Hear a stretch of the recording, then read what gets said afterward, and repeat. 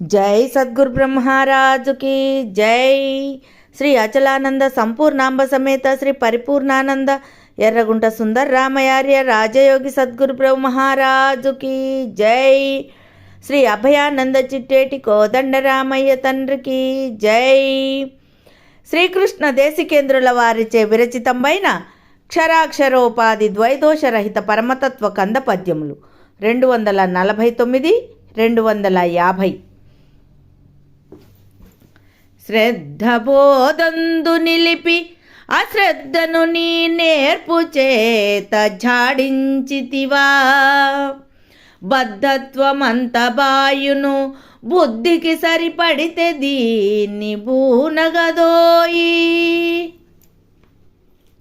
సంశయమే జన్మహేతువు సంశయమే గురుని మాట చెవిగొననీయ. దీ సంశయమే కీడు నొదవును సంశయమెడబాస్తివేని చాలును వచ్చా. జై నిజ గురుభ్యో నమ. జై నిజ గురు అనుభవానందాయ నమ. శ్రీమద్భాగవత కృష్ణప్రభు దేశికేంద్రుల వారిచే విరచితమైన 249, 250 కంద పద్యములను ఈరోజు ముచ్చటించుకుంటూ ఉన్నాం. గురుదేవులు శిష్యుని క్షేమం కొరకు నీతిని ప్రబోధిస్తూ ఉన్నారు. నాయనా శిష్య, శ్రద్ధ బోధందు నిలిపి అశ్రద్ధను నీ నేర్పు చేత జాడించితివా.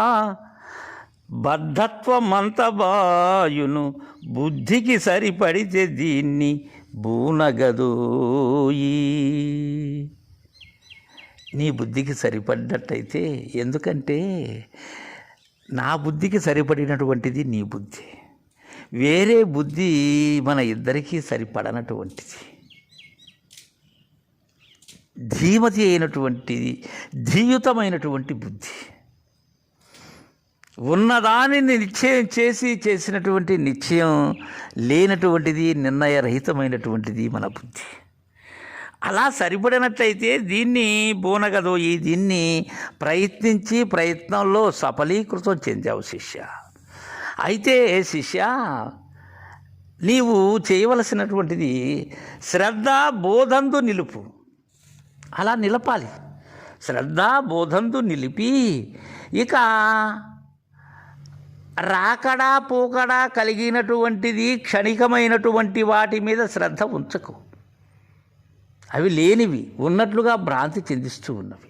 కావున నీ శ్రద్ధ ఎక్కడ నిలపాలి? బోధ ఎందే నిలపాలి. అలా నిలిపినట్లయితేనే ఈ బోధ అందుతుంది. అశ్రద్ధను నీ నేర్పు చేత జాడించితివా. అశ్రద్ధ ఏదైతే ఉన్నదో, గురువాక్యం పట్ల అశ్రద్ధ, గురు భక్తి పట్ల, గురు సేవ పట్ల, గురు నిష్ఠ పట్ల అశ్రద్ధ ఏనాడు ఉంచకు. దానిని ఎలా జాడించాలి అంటే, ఎలా దాన్ని విడిపించుకోవాలి, ఎలా వదిలించుకోవాలి? నీ నేర్పు చేత, నీ ఆలోచనతో, నీ యుక్తితో, నీ భావనతో దానిని విడిపించుకోవాలి. అలా ఎప్పుడైతే నీకు ఆ అశ్రద్ధ అనబడేటువంటి అనాసక్తి ఏదైతే ఉన్నదో అది లేనట్లయితే, దాన్ని జాడించినట్లయితే నీకు ఆసక్తి కలుగుతుంది బోధ మీద. ఈ శ్రద్ధ అంటే ఆసక్తే శిష్య. అలా విడిపించినట్లయితే ఏం కలుగుతుంది నీకు? నీకు ఉండబడేటువంటి బద్ధత్వం ఏదైతే ఉన్నదో, నీలో పేరుకు పోయి ఉన్నది ఏమిటి? ఈ సోమరితనం, బద్ధత్వం. అంటే ఇతరమునకు బద్ధుడయ్యేటువంటి విధానం. అది దేనికైనా సరే, నీవు కావచ్చు, ఇతరులకు కావచ్చు, ఎవరికైనా సరే బద్ధుడు అయ్యేటువంటి ఆ దాసత్వం ఉన్నది నీలో. ఆ దాసత్వం పోవాలంటే ఏం చేయాలి? ఈ అనాసక్తి ఏదైతే ఉన్నదో నీ నేర్పు చేత దాన్ని జాడించాలి. అలా జాడించి నీ బుద్ధికి సరిపడితే నే చెప్పినటువంటి విధానాన్ని పూను అని తెలియజేసి తదుపరి కంద పద్యంలో, నాయనా శిష్య, సంశయమే జన్మహేతువు సంశయమే గురుని మాట చవిగొననియది సంశయమే కీడు నొదవును సంశయమెడబాస్తివేని చాలును వత్సా. కుమారా, వాత్సల్యముతో తెలుపుతూ ఉన్నాను నాయన, నీపై కలిగినటువంటి పుత్ర వాత్సల్యముతో సశిష్యుడవైన నీకు నీ క్షేమము కొరకై కొన్ని నీతిని ప్రబోధిస్తూ ఉన్నాను శిష్య. అసలు జన్మకు కారణం చెప్తాను నాయన. సంశయమే. ఏమిటి అసలు సంశయం అంటే? సందేహం అంటే ఏమీ కాదు శిష్య, ఎరుకే సందేహం నాయన. నేనే సందేహము శిష్య. ఈ నేను అనబడేటువంటిదే సంశయం, ఇంకేమీ కాదు. ఇదే జన్మకు కారణమై ఉన్నది. అయితే సంశయమే గురుని మాట చవిగొనని అది. గురుని వాక్యాన్ని ఏది దరికి చేరనివ్వటం లేదు, ఈ సంశయమే. గురుని వాక్యము మీద రుచి పుట్టనీయనటువంటిది ఈ సంశయమే, ఈ ఎరుకే.